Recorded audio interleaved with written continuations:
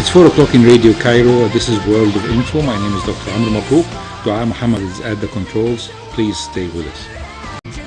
Today, World of Info is having a great pleasure and honor to have with us His Excellency Ambassador Pablo Arriaran, Ambassador of Chile in Cairo, with a degree of public administration and a master's in international relations, serving in a lot of countries, including Gabon, Kenya, New Zealand, United States of America, Argentina, and Ecuador, and finally Ambassador in Egypt.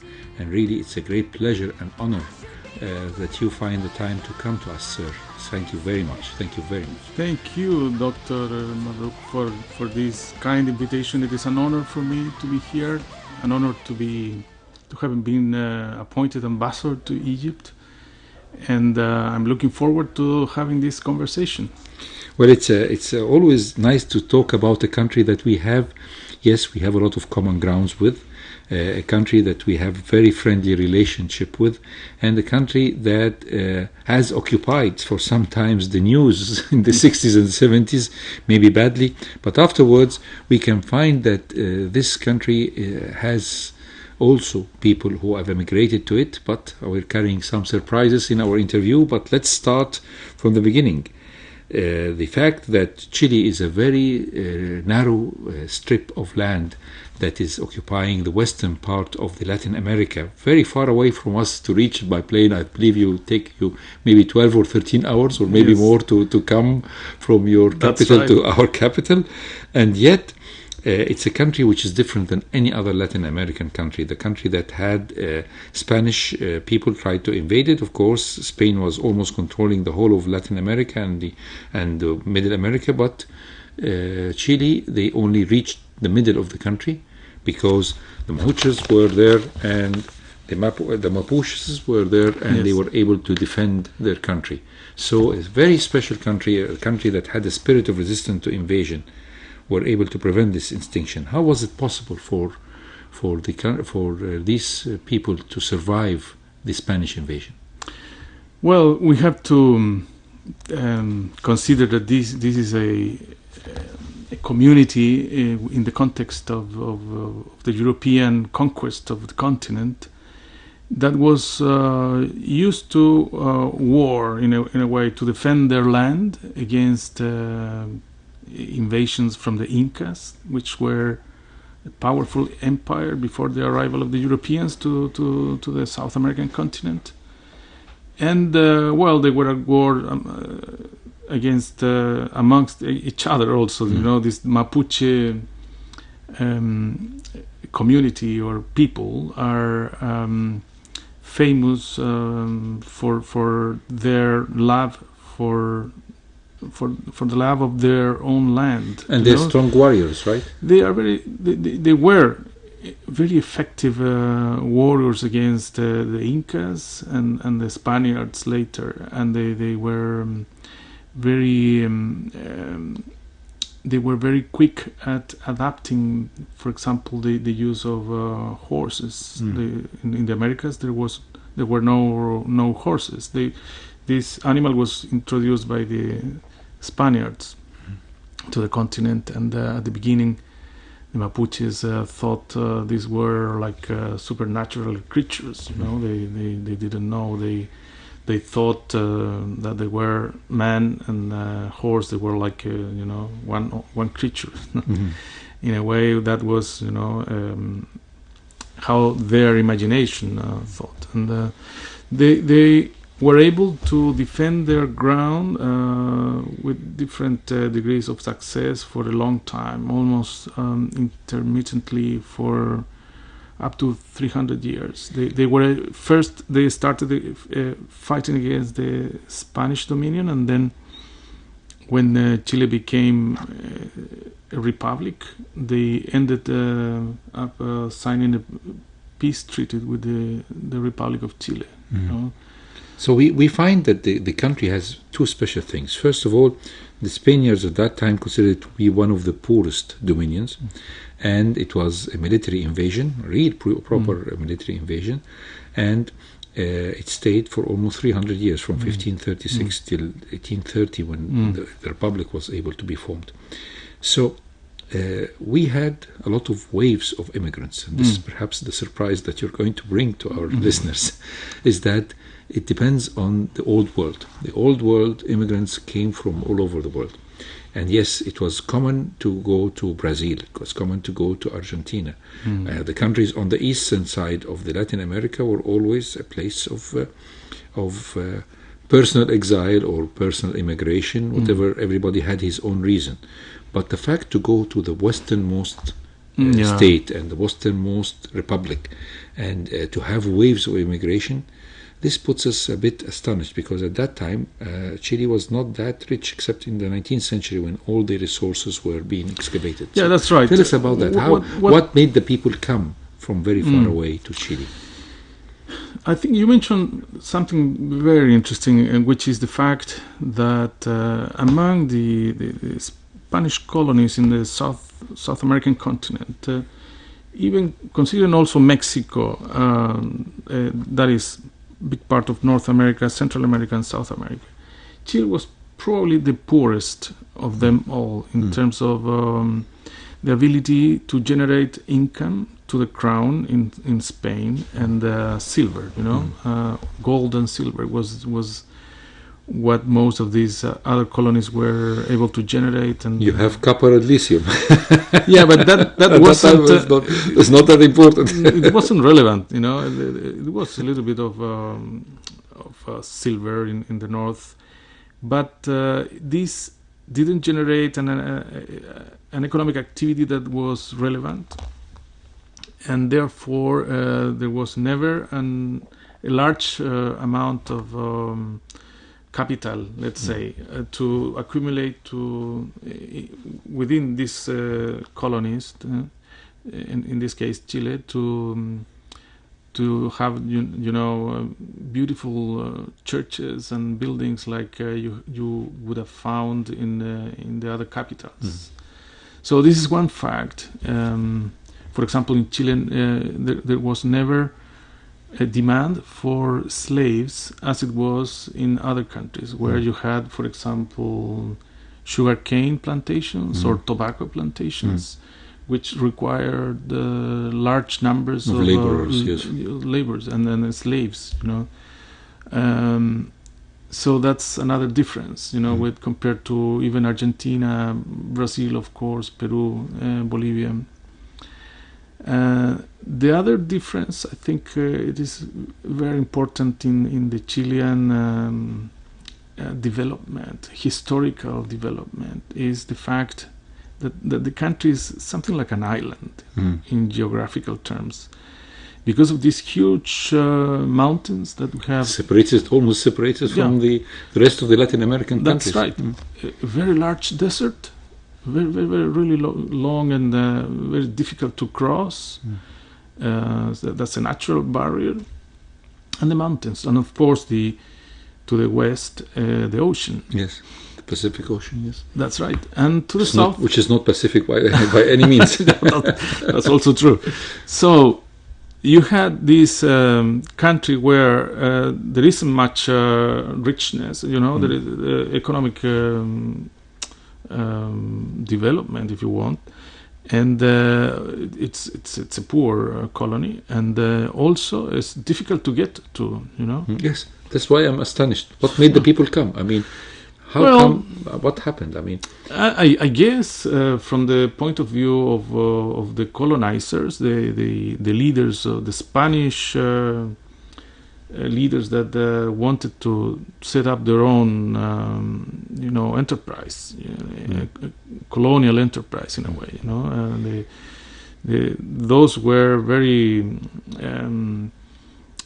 people with a keen interest on became getting rich and famous, so that drove their assistants and their families to come. So this was the first wave of Spaniards coming. Spaniards mostly from Andalusia, and then later on, and in the 1700s, I would say, from the Basque country. So many Chileans have got Basque origin, or family names of Basque origin, And this is because there was a lot of migration from.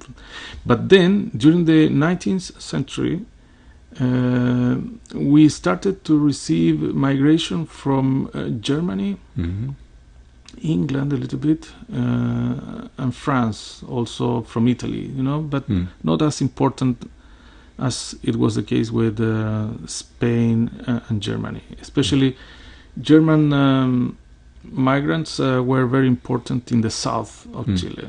So the Germans didn't come after World War II, they came in the 19th century. In the 1850s. Yes. There was an agent sent by the government of Chile of the time to recruit families. They were offered to go to Chile and be given a piece of land, a cart of with a couple of few animals, and to start farming in a place that still today is one of the most beautiful sceneries we have in the country, in southern Chile. So they did that. They populated vast sections of the country, and they developed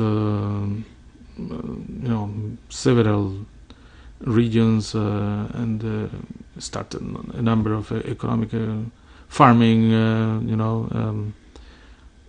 some small-scale industrial activities like building what was the medium of transport of the day, carts, stuff like that. But at that time, the southern part of Chile is the non-conquerable land of the people of Machos, who were able to defend their land for some time. They had some peace with the Germans who came, or there was any problem? Yes, I think the last skirmishes were about that time, about around the 1870s. But by that time, they were very much cornered, so to speak, in a certain region of the country. It's north of where this German migrants. Yes.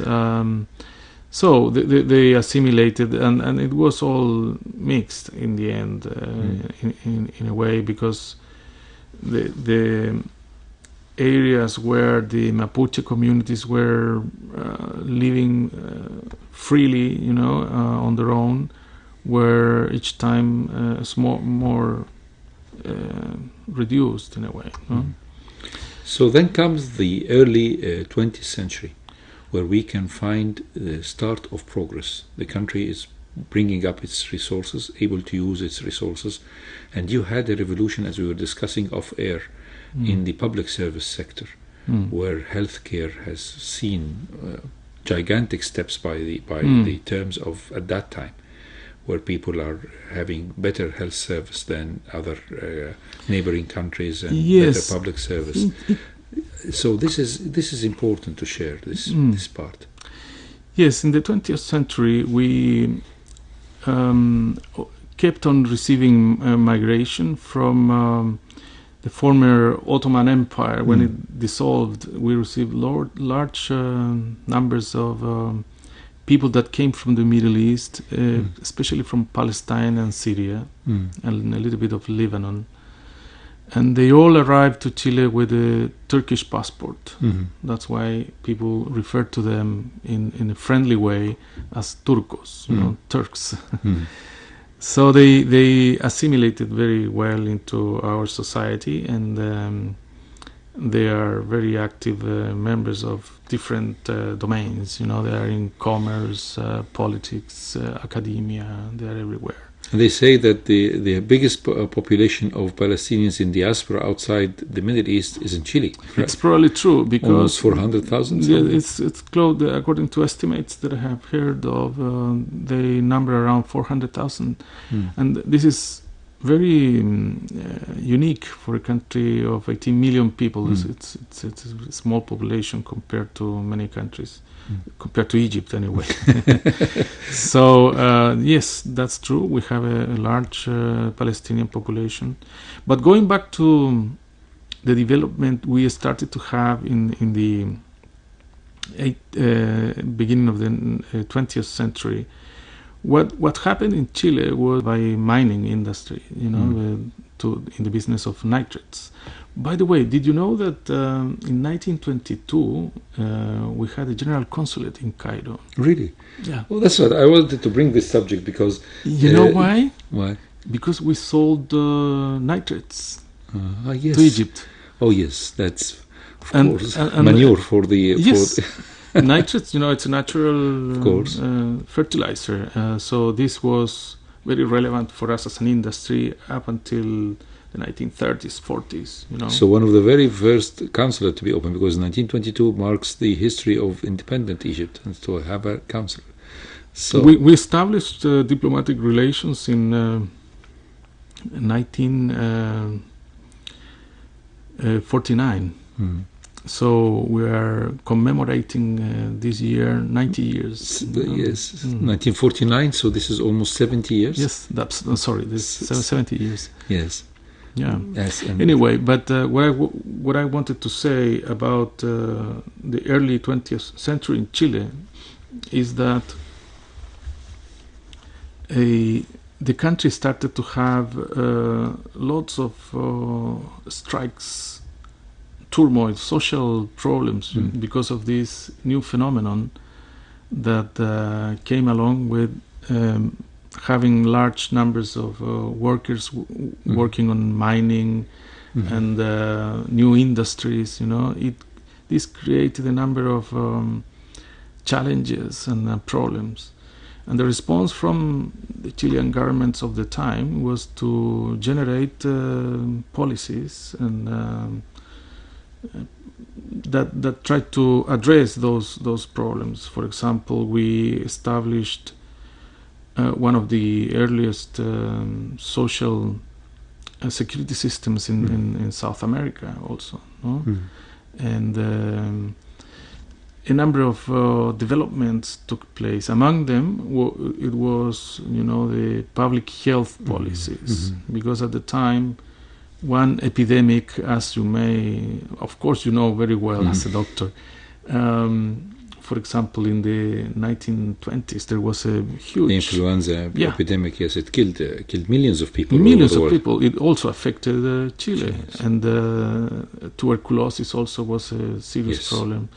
Poverty and the settlements in urban areas, mainly Santiago and Valparaiso, with housing with bad hygiene and poor refuse and garbage collection and stuff like that, also generated public health problems. So different Chilean governments started generating responses to those problems, and as a result of that, we developed a very comprehensive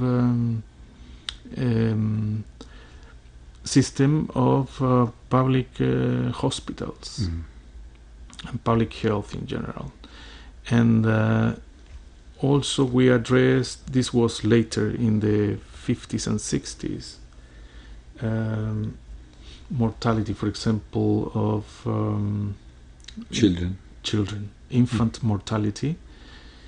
Very early in the 1970s and 80s even, infant mortality has been reduced. In Chile was very different from the one in most of the South American countries, and that was because of the introduction of a number of policies that took time but made a difference, an impact, a positive impact. And today we have very good record of reducing all those indicators that attest to the problems that are common to developing countries in terms of public health. Or in education, something similar happened, because we were able to develop a very comprehensive network of public schools that was offered to the population, and so you were able to combat illiteracy very early in the 20th century. Yes, that was something done in the 20th century, because the 19th century was completely different, but again, if you look at the numbers of illiteracy in Chile,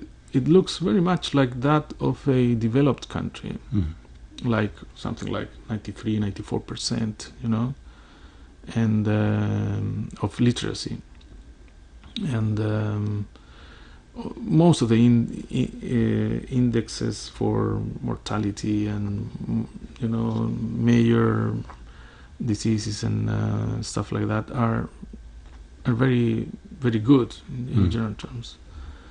So this speaks of continuity in the implementation of public policies that address these problems. Of course, today we are in a different position because we are faced with new challenges. We have to talk about that, but after the break. Today we have the great pleasure and honor to have with us His Excellency Pablo Arriaran, the Ambassador of Chile in Cairo, and stay tuned with us from Radio Cairo in World of Info 95.4 FM.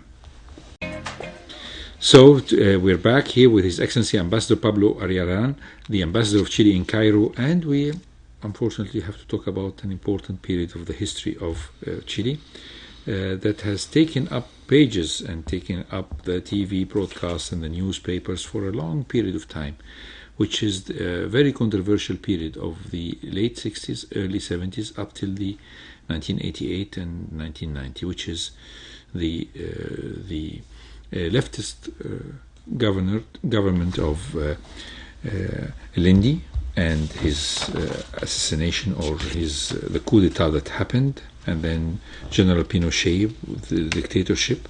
This period has seen, some people say it's one of the bitterest period of history as regards the human rights, and that it was a very tough period for the Chileans as a whole, and they suffered a lot. The number of victims might not approach the hundreds of thousands or the millions. It's only in thousands. Some people say it's 3,000 or 4,000, but still, these are citizens of the country, and they have suffered. We don't want to open closed wounds, but we can discuss, because on this bad period of the life of Chile, Chile was able to recover and completely do a sort of what we can call economic and political resurrection, and at the same time transparency. Could you tell us, elaborate about this period of time? Yes, of course. It is indeed a period of one of the darkest pages of our history, mostly because of the suffering inflicted by General Pinochet and his regime during the coup and the years he remained in power. And as you say, when you look at the numbers and compare it to what has happened in similar cases with other countries, you find probably less attention to that has been given to Chile. And when you ask that question, there are a number of possibilities. Some people say this is because Chile had a tradition that was severely broken by this military coup, and in fact, when you look at the 20th century, the Chilean history during the 20th century, you find that this country was relatively speaking more stable, with and less peaceful, interruptions, yes. And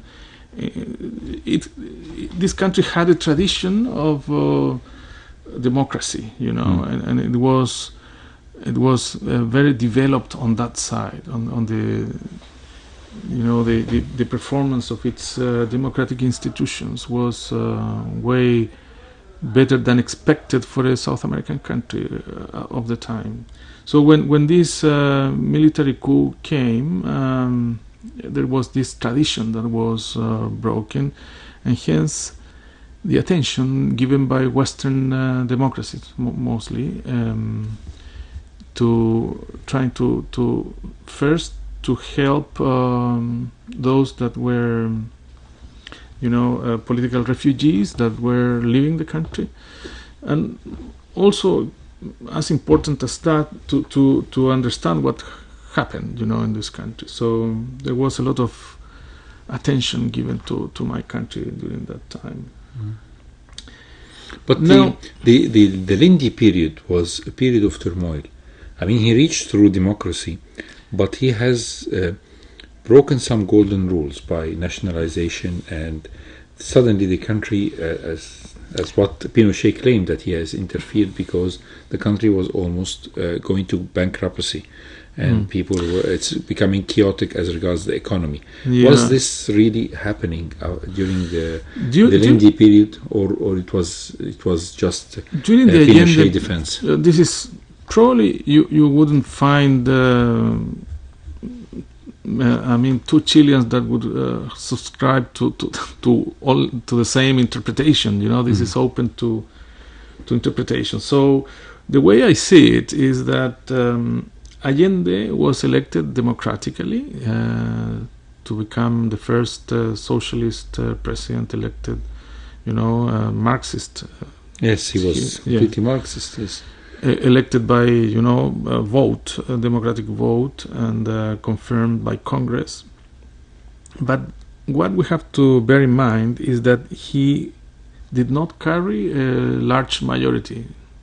He was a very thin sliding win. Yes. Yeah, because his opponent obtained, I don't know, maybe 40 or 50,000 votes less, which is not very much. So the point here is that I'm not trying to diminish, the democratic character of his political victory. What I'm trying to say is that the country was divided. The country was divided at the time of the election, during the 1960s and 70s. The whole region was looking at the experiment that's being done in Cuba, where a revolution was, in full swing, changing everything, and giving hope to those politicians of left persuasion who wanted to do the same in their own countries. And this was everywhere. Percussions of a big revolution. You had also in May 1968 the famous French movement. French turmoil. We had a few months before that in Chile in 1967 in one of the most conservative universities in Chile, the Catholic University, a number of young students who wanted to change the way the university was run, and that was very revolutionary at the time. Young students of 18, 20 years old would go to classes with neckties and stuff like that. It was a very different environment, very traditional. So the atmosphere of the early 1970s in Chile, as it was in South America and the whole of the continent, was very much in the mood of change. The problem with Allende's government was that he didn't have a massive support in the electorate, and he implemented a program that was supported only by, it was a majority, but not a big majority, and this generated lots of resistance. And anyway, it all ended up in a military coup. And this is very, very well known. And the thing is that for Chileans of a much younger generation, people like under 30 years old, this is something that probably it's they don't have it as something that is very relevant for their daily lives. What happened in Chile in the 1970s and the military government and or dictatorship, it's something that is more relevant or important for older people. The younger generation is accustomed a lifestyle that is totally different from what their parents and grandparents had at their age. So in a way they are enjoying the benefits of the tremendous economic development that the country has had started in the 1990s. Pinochet had a scheme, an idea, a project that included a consultation to the people that was done in 1988. It was a consultation, like a referendum, yes, as to whether he should remain or not for 8 more years. He lost it, and as a result of that, we had a democratic election in 1989, and in 1990 we started having, full democracy. So that's when it started. The country started to develop in full in economic terms, because while it is true that the military government introduced a number of economic reforms, policy measures that opened the economy to the world, the economy didn't grow much compared to how it performed later, as of the 1990s. What happened then, it was that a coalition of political parties called the Concert for Democracy, in Spanish, Concertación de Partidos por la Democracia, they started to, they won several elections, and for 20 years they implemented public policies that redistributed income, and they were able to reduce poverty in a drastic manner. And so they were not really socialists, they were capitalists, but with a lot of gold hearts. I guess someone would contest that idea. If you ask people from the political parties of the left of center persuasion in Chile, they would say that they are socialist. They were together with Christian Democrats and some smaller parties that are of more liberal or center, right center persuasion. It's not a question of being or not being socialist. I think they had an emphasis on trying to address particular the fight against poverty. I think it was high on their agenda, and then they continued and improved the connection with the rest of the world. Of our economy, it's much more connected to the rest of the world today than it was in 1989. So we were able to negotiate free trade agreements with something like, I forgot the number, but maybe more than 60 economies in total. When you add up the population of those countries, is like 75% of the population of the world, and that means a lot of opportunity for our companies, and opportunities also for our population to develop. The Chilean, the wealth originally came from earth. We had the copper, we had the lithium, and we had the nitrites, as you were saying, nitrates. But nowadays, I think you have a high-tech industries and more to serve and to help in more competitive, right? I wish we had high-tech industries. Not really. Well, there might be some, but what we're trying to do in Chile is to develop those kind of industries. And in fact, the Chilean government, for some years now, maybe around 10 years or so, is running a program called Startup Chile. I will take advantage of your microphones to make a little bit of publicity about that program, because it is very relevant to what we are talking about.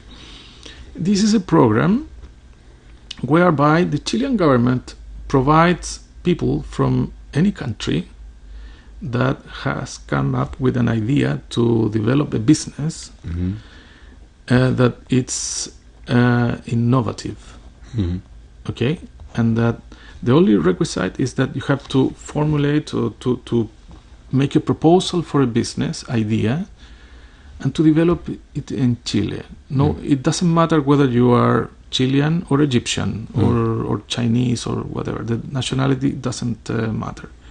The only thing is that you have to present your idea of a business and submit it to a panel. There is a panel that go analyze and finally they adjudicate. And you can be given,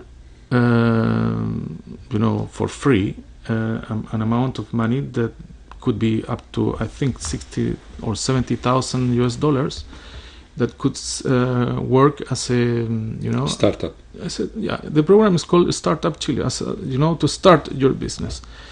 The only obligation is that you have to do it in Chile, not in your own country. So you have to travel to Chile and work. There is of course all sorts of mechanisms in place to help you launch your company or your initiative. So this is what we are trying to do with ideas like this, is to promote the generation of industries and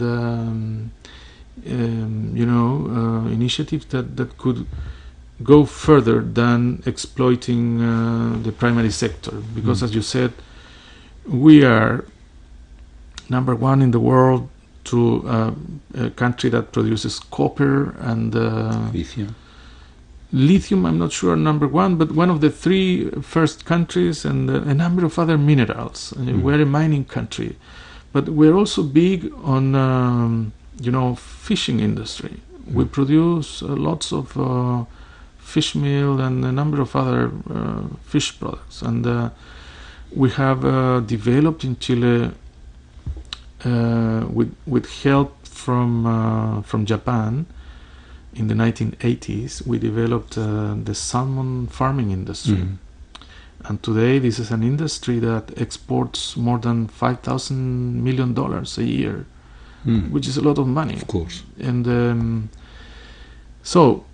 but this is always, natural resources, primary sector. So we have also forestry. We make pulp to manufacture paper and wood, of course, lots of timber and stuff like that. And also we have some light industry, like manufacture of kitchens or house appliances and stuff like that. But we haven't developed a very big high-tech industry. Not yet. It's in the we're in the process of doing that in a way. You were telling me before we went on air something which is really very nice, is that due to the fact that the healthcare service has been very well advanced since the early 20s, and there was concern from consecutive governments in Chile to help this sector to stand on solid feet, you have started to have one of the biggest burn services and burn foundations. And one of the physicians who was very well known in Chile started his own foundation, charity, non-profit foundation, to allow patients coming from all parts of the world, of course from Latin America because it's your neighbors, to help them and treat them. So how far is this going on as regards the cooperation between your country and the neighboring, because your country is a very important member in the countries of the Union of the countries of the South America, and so how much is this cooperation going on? Well, this is something that has happened as a result of the initiative of a medical doctor who over the years saw this need for developing and training more physicians to provide service to medical services to especially children suffering from burns, you know.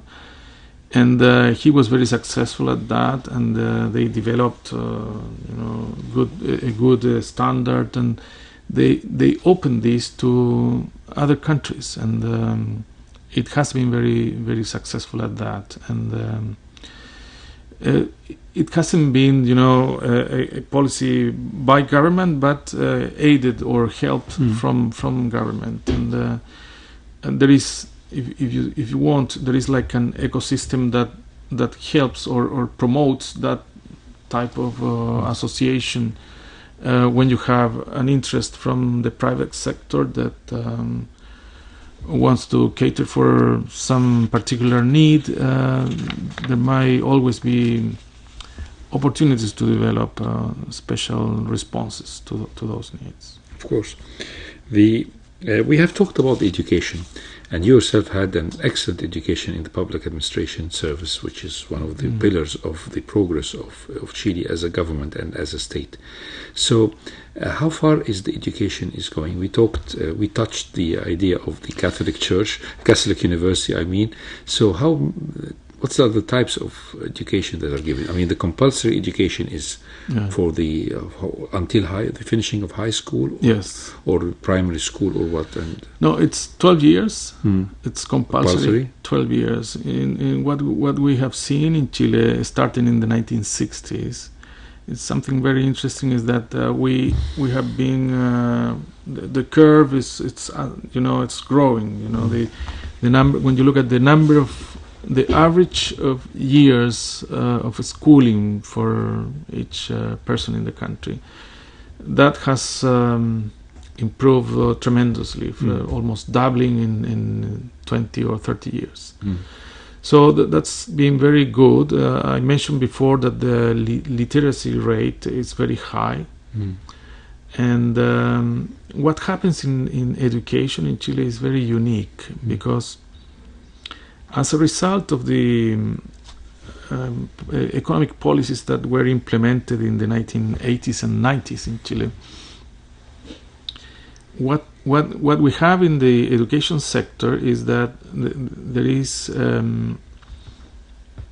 one provider, which is the state, the government, with public schools, and then you have private schools. And in the middle, you have those are, of course, the largest suppliers of education services, school services is the government in a way, with the particular characteristic of in Chile. This is done at the level of municipalities, okay, not the Ministry of Education, but the local level. Local governments, mayors, the country has got 350 municipalities. They run schools in their districts, okay, public schools. So this is one sector. The other one is private schools, which is in relative terms smaller, of course, because not everybody can afford to send their children to private school. And then in the middle, you have a very special system whereby the government pays a private education provider an allowance per child attending each day 2 classes. It's like what do you call it? A voucher. Yes. It's something like a voucher. So this is the system we had up until a few years ago. Most of the people in the most populated areas in Chilean cities would take their children to this privately run but government-funded schools. But then we had this debate a few years, the previous administration, of improving the quality of public education. So a number of features of this whole system were rather improved or changed. And this included also university education. In Chile, university education up until then, no matter whether it was a public university or a private university, you were expected to pay, your monthly or yearly fee. And after the reform, which was enacted by the previous administration, what happened was that law mandates now that a certain percentage of the population that does not have a certain threshold of income will receive free education. That's right. Now, when it comes to putting this into effect, then very difficult. Then comes the complications, because the question arose, for example, as to whether this was applicable to private universities also or not, and in what cases. So this is a very complex discussion, and the implementing legislation that is needed to implement this bigger law are still being negotiated. But what you have in the background is that the country is committed to improve its education system, in particular its public education. So I think we have to talk about the Egyptian-Chilean relations, because I found out now it's not only 20 years or 30 years ago, it's 70 years and hopefully more years to come.